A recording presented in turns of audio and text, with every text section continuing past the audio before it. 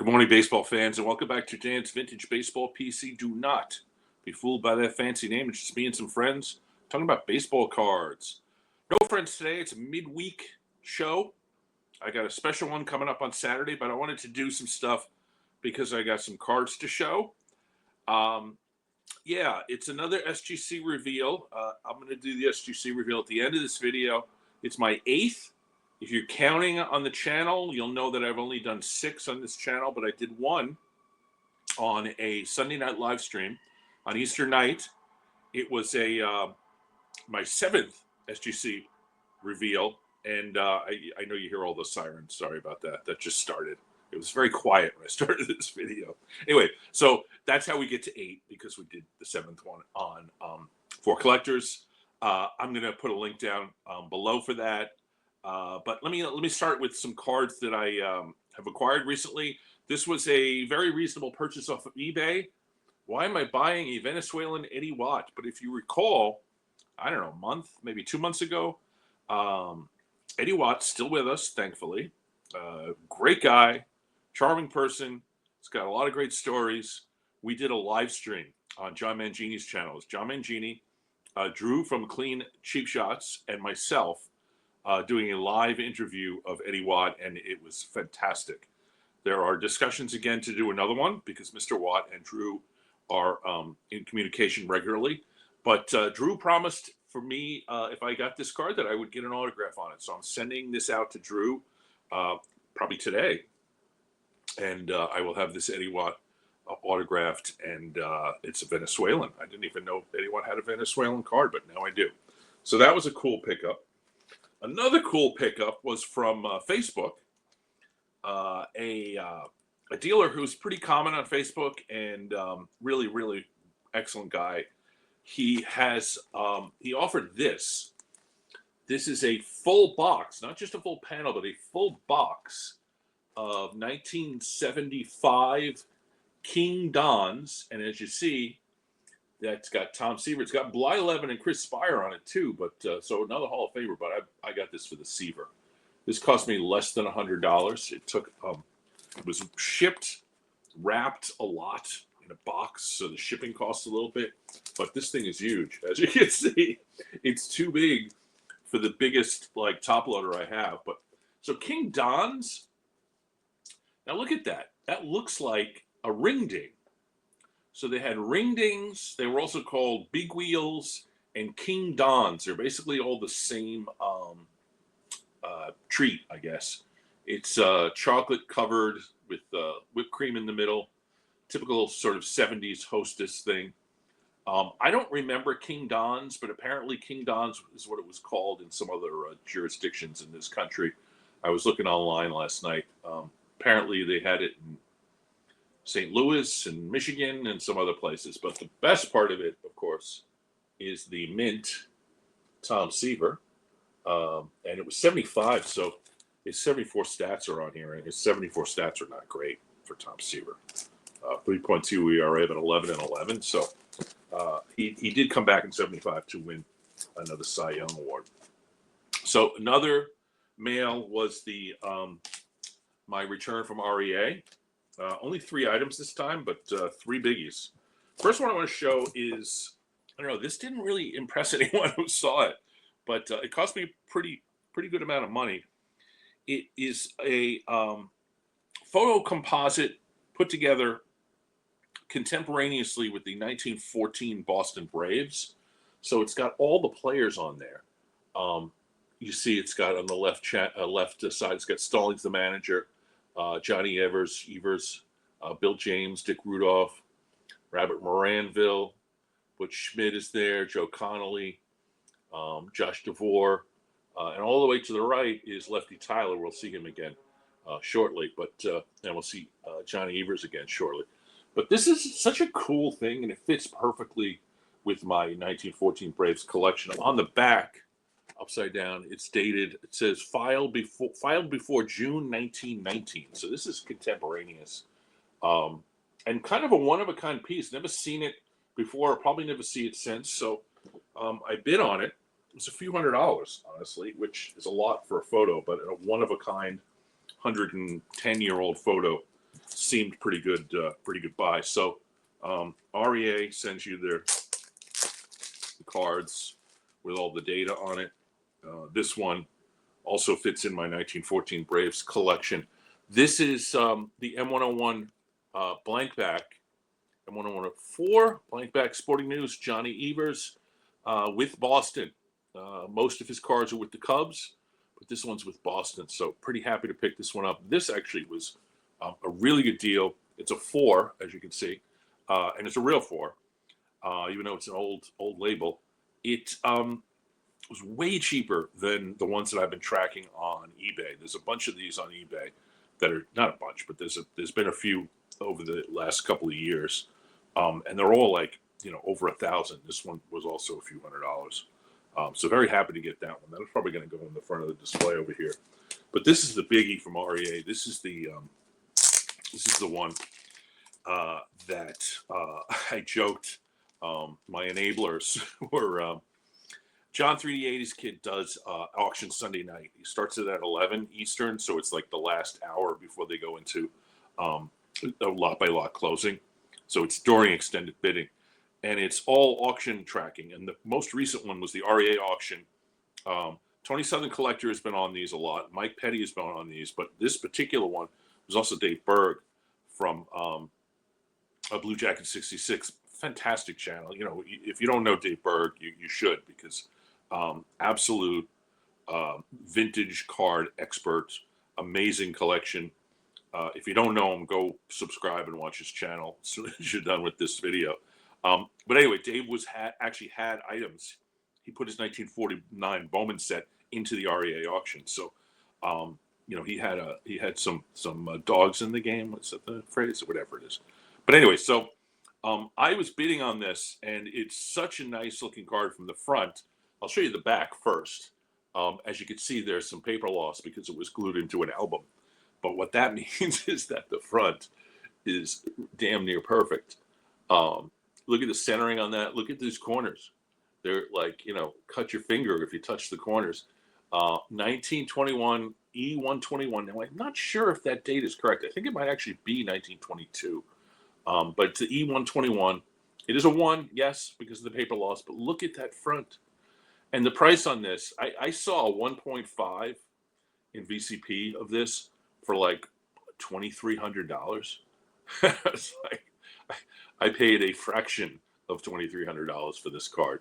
The hammer price was less than 1,000. And look at this. And that 1.5 was not nearly as nice as this one. So really happy to add this Walter Johnson.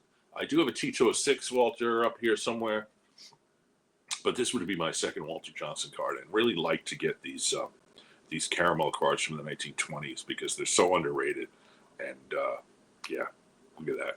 That is terrific. So those are my mail days. Those all came in the last, 2 or 3 days. So this is my SGC, my latest SGC. It's only 7 cards, which is why I wanted to put a little extra bonus material in here. I'm looking at my phone. SGC. I'm looking at the SGC app. I handed this off to SGC at the White Plains show on March 22nd. These arrived in my mailbox on, what's today, Wednesday? On Monday, May 5th.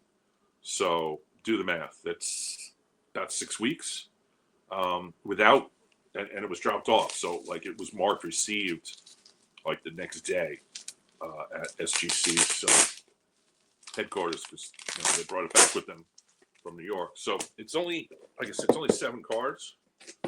But the wonderful SGC right there. Let me see if I can get a shot for the thumbnail. So let's open this guy up. There are 4 regular sized cards and 3 slightly bigger cards. Nothing terribly exciting. If you stuck with me this long, you might want to stick with me the rest because there's some fun stuff in here. But look at all these rubber bands. May not be sending back as quickly as they usually do at SGC, but it's certainly replenishing my collection of rubber bands.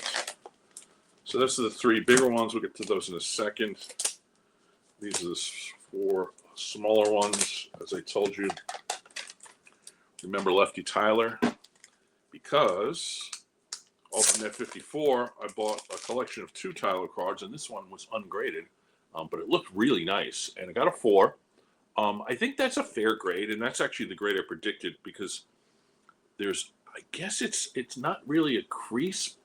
If you could see it, you can't really see it, because it doesn't come through to the back. It's more just like a little bit of a wrinkle in the paper. But for considering the really beautiful centering, the corners, the registration is really good.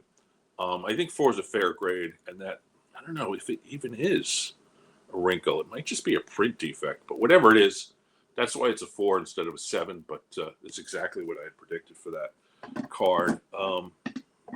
So I bought a lot of quite a few 1954 Bowman cards, which helped me get within a half dozen cards of finishing the set. In there were a lot of slabs that helped me upgrade, and some really nice ungraded cards that helped me upgrade my set. So really nice purchase for me. It was from I think it was the last auction from I can't remember. It begins with a W, the auction house. But anyway, so I went through them all, the really sharp ones, to determine if there were any that were actually gradable, and I was pretty conservative on it. I thought this was going to 7. But the 6.5 I will certainly take. It's a major upgrade from the Wilhelm that I had from this set. But this is the last card. I now have every card in hand, so I can do the 54 Bowman show. But anyway, so really nice 6.5 on this. It's a little bit off-centered. I think one of the corners is a little bit touched, but for the most part, really sharp card. Like I said, I thought it was going to 7, 6.5. I'm good with. As I may have noticed or told people on my channel that I completed the Red Heart set. These are 2 that are been graded. There are, in my final SGC submission, I have 2 more that are actually at SGC. There are like 5 or 6 of them, so that'll actually put them all in hand.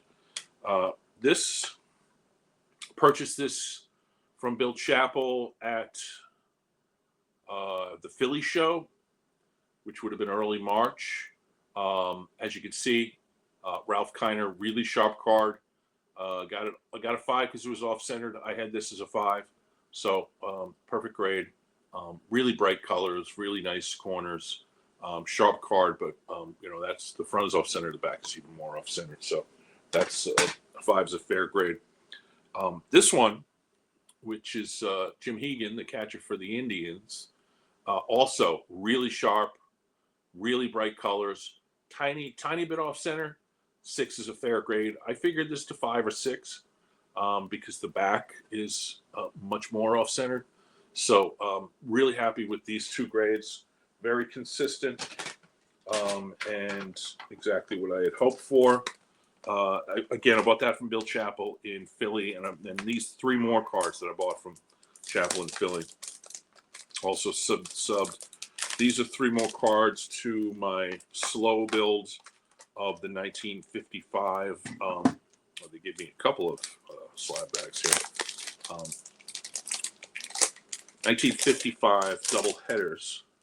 I showed these on my Philly show, so I won't stick with them. But Joe Collins got a 4, mostly centering. I think there's one. The corners are actually really sharp. 4 might be a little undergraded on this one, but I'll take it. This one is Curtis Roberts, the first African-American player in Pittsburgh Pirates history. This guy got a 5, which I don't know. I don't see the difference between this and Collins. Centering is the same, corners are the same, but that grade is perfectly fine with me. And this is Wally Moon. Also, centering is actually a little less on this than on the Collins. I'm not sure why Collins got a 4, but this 5 is about what I expected also. So grades generally consistent. Oh, there it is. There's a little, I don't know if it's a print defect or a little smudge right there. That's your 4 for Collins. So SGC, people have been talking about him a lot. I don't know. I made my position pretty clear in various different forums. I would encourage anybody who wants to discuss or or listen to a good discussion of the SGC issue, to go to Graig Midlife Cards, his most recent video, not today's video, he had a video come out today, but most recent one before that. He actually took my comment / prediction and put it on the screen. So I'm not going to get into my position on it, but I would actually put a description, not a description, I would put a link to Greg's video in the description if you care about my position on the future of SGC. I have 2 subs with him. I'm going to keep subbing when I have a pile of cards. You know, it's only about 3 or 4 at this point, but when it gets up into the 10, 12, 14, I'll send it off to SGC again. Are they slower? Yes, a little bit. But, I mean, you can see from here, 7 cards. Grades are all perfectly fine. The only one I had an issue with, I went and saw and figured out why it was that. But anyway, so midweek video, it's only 15, it's almost 16 minutes. Please tune in on Saturday because I have a special show about a special set with a terrific collector. And you probably know him. If you don't know him from YouTube, you know him from IG. And so that's going to be a lot of fun. Really looking forward to that. But anyway, folks, have a good week. Good rest of the week. See you on Saturday. And take it easy.